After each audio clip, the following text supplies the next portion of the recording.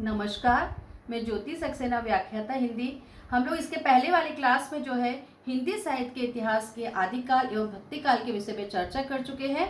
आज हम हिंदी साहित्य के इतिहास का पार्ट 2 रीतिकाल एवं आधुनिक काल के बारे में अध्ययन करेंगे। हिंदी साहित्य में उत्तर मध्यकाल को रीतिकाल के नाम से जानते हैं। इसकी समय सीमा जो है 1700 से 1900 तक मानी जाती है। नामकरण की दृष्टि से उत्तर मध्यकाल विवादास्पद है। इसे कई नामों से जाना जाता है, जैसे अलंकृत काल, उत्तर मध्यकाल, श्रृंगार काल और कला काल। आचार्य रामचंद्र शुक्ल ने इसे रीतिकाल के नाम से विभूषित किया है। साहित्य के इस काल में रीति, कवित्व रीति, सुकवि रीति शब्दों का प्रचलन हो गया था, अतः रामचंद्र शुक्ल ने इसे रीतिकाल कहा है। रीतिकाल में दो मुख्य प्रवृत्तियां थी, रीति निरूपण और श्रृंगारिकता की। रीति निरूपण की परिपाटी बहुत ही सतही थी। इसमें अलंकार, रस, नायिका भेद, छंद, काव्यांगों के लक्षण और उदाहरण दिए गए हैं।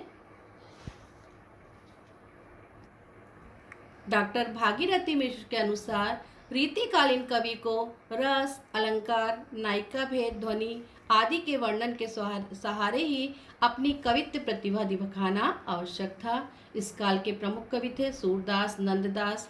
सूरदास की साहित्य लहरी और नंददास की रसमंजरी। केशव दास को कठिन काव्य का प्रेत कहा गया है। आचार्य रामचंद्र शुक्ल जी के अनुसार बिहारी सतसई, जिसमें बिहारी जी के 700 दोहों का संकलन है, इसलिए इसे बिहारी सतसई के नाम से जाना जाता है। रीतिकालीन कवियों को 3 भागों में बांटा गया, रीतिबद्ध, रीतिमुक्त और रीति सिद्ध कवि।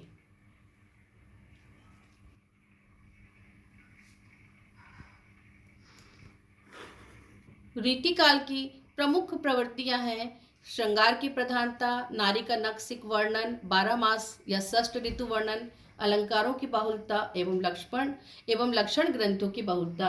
इस काल में ब्रज भाषा की प्रधानता थी, मुक्तक काव्य की प्रधानता, कला पक्ष की प्रधानता, काव्य में अश्लीलता का समावेश था, नारी का भोग्य स्वरूप का इसमें वर्णन किया गया था।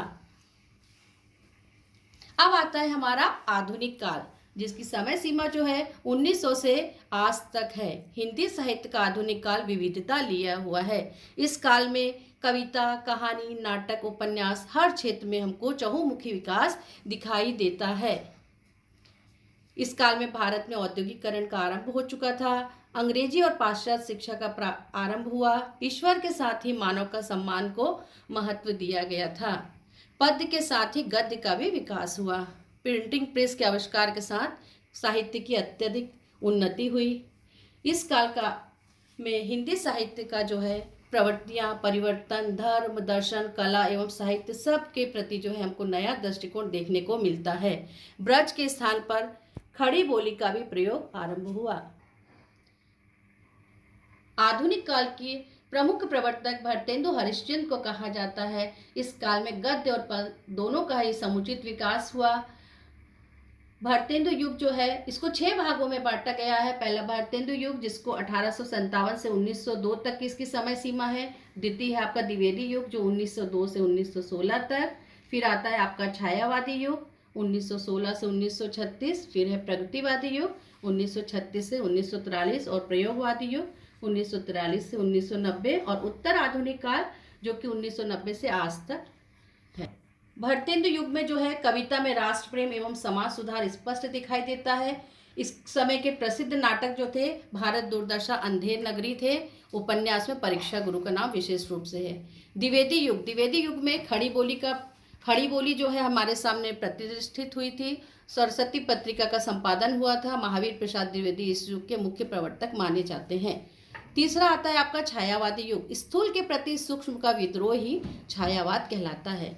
छायावादी कविता वाणी का वह लावण्य है जो स्वयं में मोती के पानी जैसी छाया, तरलता और युवती के लज्जा का सौंदर्य का वर्णन करता है।